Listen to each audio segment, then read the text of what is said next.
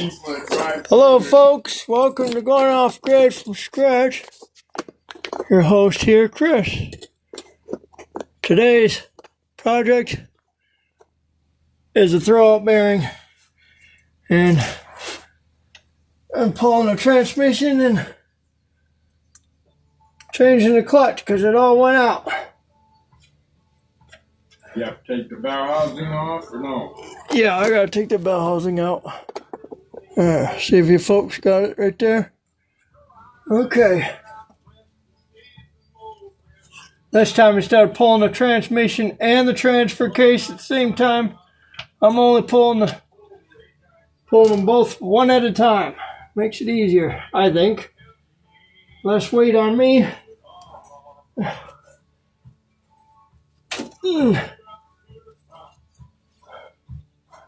Oh, transmission's already coming apart. Good.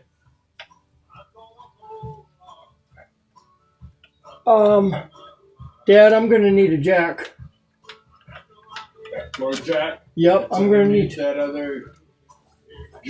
Yes, because it's pulling apart on the transmission and the motor. So I gotta hold the motor up. Alright folks, stay tuned, I'll have some more for you.